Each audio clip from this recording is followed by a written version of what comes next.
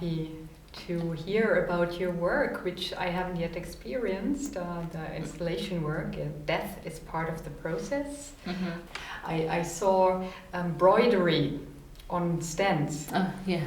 Can you tell me about the installation and the setup and the video and the materials of this embroidered white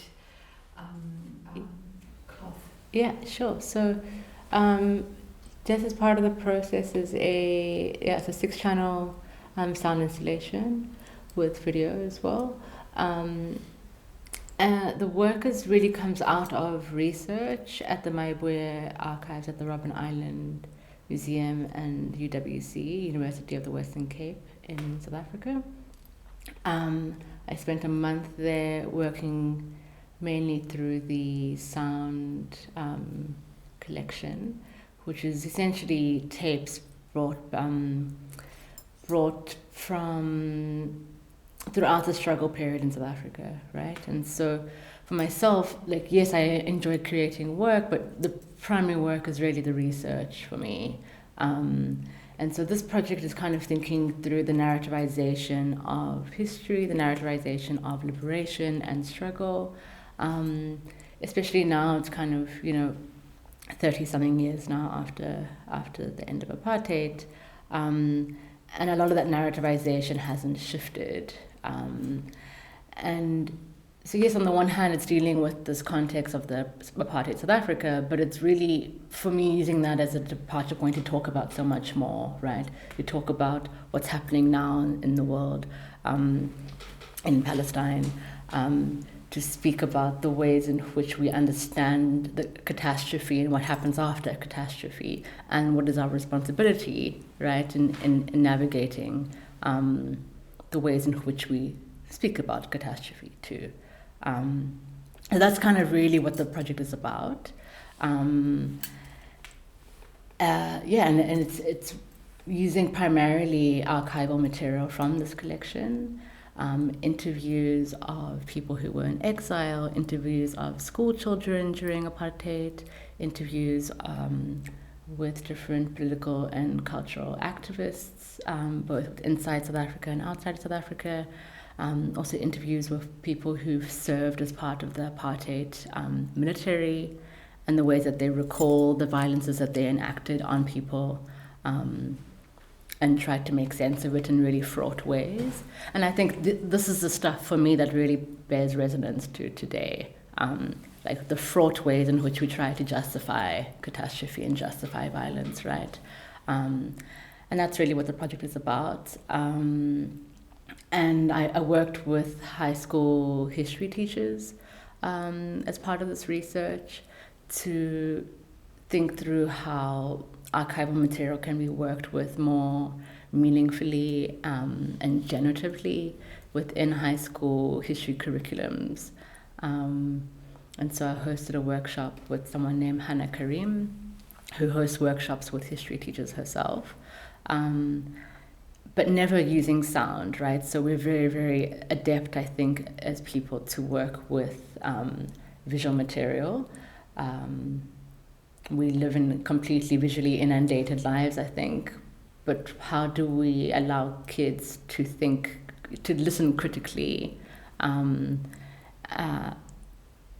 how does that also change the ways in which we understand catastrophe and understand fraught and contested histories too, right? I think, even for myself, when I was in high school, I don't think I ever felt what the material I was being taught actually required me to feel in order for me to learn the lessons that I needed to learn, And there's something that I think sound does that allows you to feel these histories more, in a more embodied way.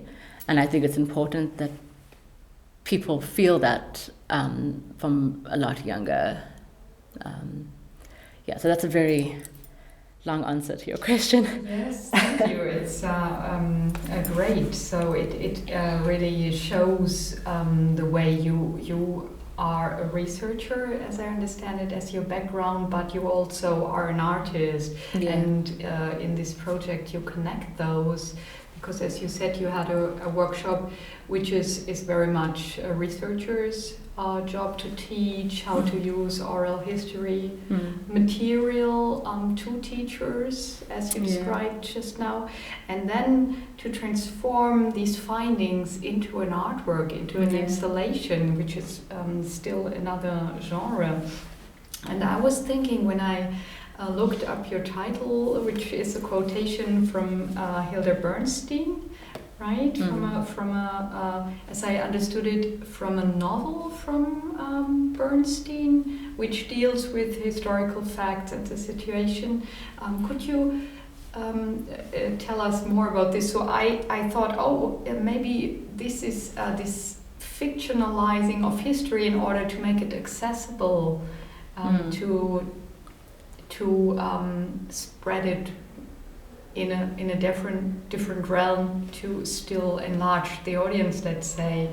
Is that what you also do in this installation? Could I make a kind of parallel, or would that be incorrect? I think it's not so applicable. What I find interesting about the novel, which then became a film, and one of the actors in the film is a man named John Matshikiza, who I knew growing up, and he was also in exile. He grew up in exile. His father was Todd Matshikiza, who produced a very, very well-known jazz opera in South Africa, which then toured the world, and it also allowed all the South African musicians that many people know, like Miriam Makeba, Hugh Masekela, to then become musicians in exile, right? So there's this really interesting personal connection for me. And his voice is also in the archive, and I encountered it many times in the archive. So it's interesting encountering different versions of people, and then I think it's also part of it is, we need to acknowledge the ways that we are encountering different versions of our own history as well, right? So it's not so much about fictionalizing history as a way to make it accessible, but there's also her book and the film too it's like this very white liberal approach to South African history, right? Which I don't subscribe to, and it's important that I'm quite clear about that. But what's interesting about it is that it's like white liberals in South Africa trying to figure out how do they become useful to the Black liberation struggle, right? But also making that the job of Black people to tell them how to be useful. And so it's an interesting kind of negotiation of positionality, I would say. But I think it's an interesting title because for me, doing archival work, and this is my first time doing archival work in a liberation archive. Normally I'm working with ethnographic and ethnomusicological archives. And for me, doing archival work is so much about grief, and suspended grief, actually. And what is the work that we need to do of mourning the dead, mourning past, and reframing the ways that we understand historical time. And that's really why I quite like the title. It felt really appropriate. And it felt appropriate in that way. And also seeing it critical, as I understood you in the beginning, that you say, does it really need to be part of the process? I mean, it's for me, I'm not talking about actual death. I'm not saying cool, people must go and die, of course. But there's an ideological death that I think is necessarily a part of the process of reaching some form of I want to say liberation, but I don't see liberation as this end point, right? It's these multiple moments that happen. And I'm really speaking about these the systems, this systemic death that I think is really required. And for me, it felt like Germany was a good place to try and have a bit of that conversation. I'll leave it at that point without getting too, How is the installation in relation to the radio work? It has the same title. is it the radio work installed, made into an installation, or did you change the sound part?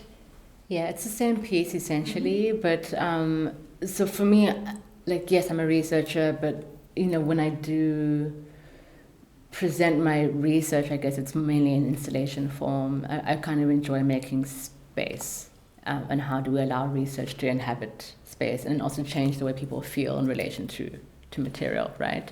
And so the radio piece is just a stereo mix of what is actually meant to be a 6-channel mix of the work that really kind of, you become spatially oriented in relation to all these different voices from the archive. And some of the stuff is also recorded, like now there's like some snippets from the workshop that land up in the piece. There's, as part of the composition, I also worked with a guitarist. So they're really, but essentially it's a very similar piece, but it's really meant to be experienced in 6-channel. Yes. Yeah. And it starts, I only heard the radio version, of course, with an announcement, which I guess is from the archives, where somebody asked, I guess, a crowd to keep away from the funeral procession. Can you contextualize that? Sure. So much like we see in Gaza at the moment, where there's mass graves that we're seeing outside of hospitals, there were mass funerals that had to happen during apartheid as well, because people were murdered all at once and at different moments, and it happened throughout this period. And again, and as we've seen within Palestine from the 60s until now, the same was so in South Africa, where funerals were banned, essentially. They were considered political gatherings, and so mourning the dead became this politicized act that was actually considered illegal in many ways. And these mass funerals were militarized. So the South African Defence Force would come with big Caspers and tanks and guns, etc., and start shooting at these mass funeral processions, where people were mourning maybe 40, 50 people at the same time and burying them at the same time. There's like some images that are quite popular from, say, the Sharpeville massacre as an example. And so that's where that recording is kind of speaking to. And I think it's important that we see these moments as having resonances in multiple localities at the same time, right? Only then can we start to allow death to become part of the process, but we're not allowing it to. But the piece kind of opens up with someone who's speaking at a funeral. There's a pastor who's speaking at a funeral of a political activist who was killed, and then subsequently there's an interview with a different pastor who's speaking on a BBC interview or something like that around the banning of mass funerals. You speak about archives and your work with archives, as you worked here with archival materials, and you speak about in one of your texts about real, imagined, and embodied archives. Can you tell us more about these different types of archives? Yeah, sure. I think so. I mean, coming from South Africa, and many, I think, cosmologies from the majority world understand the human body as a living archive, right? And land in itself is also bearing witness to time, and therefore is in itself an archive. So I think once one starts to think of things in this way, then there's a different, I think, relationship that can be built, I guess, with one's understanding of time in itself. And I think for me it's really about, which is actually why I work with sound to begin with, it's really about reconstituting the ways in which time has been weaponized against the majority world. and this kind of theological timeline, as it were, the way it gets weaponized against folks who have been colonized historically. And I think sound offers moments to rupture that. And so, the embodied archive really speaks to that, I think. I finished a project recently where I was thinking through water as archive, the ocean as archive, and as witness to otherwise knowledge systems, and also as witness to the kind of looting and pillaging that happened, from the missionary movements up until now, because we're dealing with deep kind of ecological pillaging too. Yeah. As an installation artist, it's very rare that I get to work with a South African institution, right? And so for me, it felt really important to be part of this project because it allows me to be in conversation with other South African practitioners and to build relationships within South Africa, because so many of us basically have to come to Europe in order to earn a living. And this project also speaks to that fraught nature, right? Or that complicated dynamic. But yeah, for me, it's been a pleasure to be able to work with UWC, to work with, to have access to the Mayebuye archives. And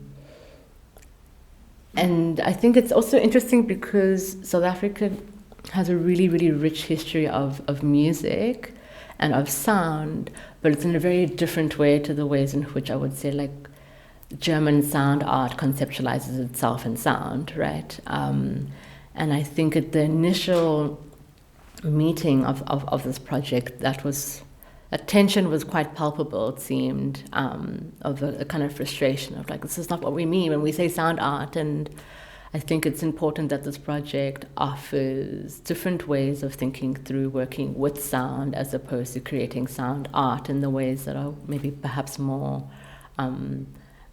understood within the German context. But for us, sound is part of who we are as well. It's very much running through all of our veins. Yeah.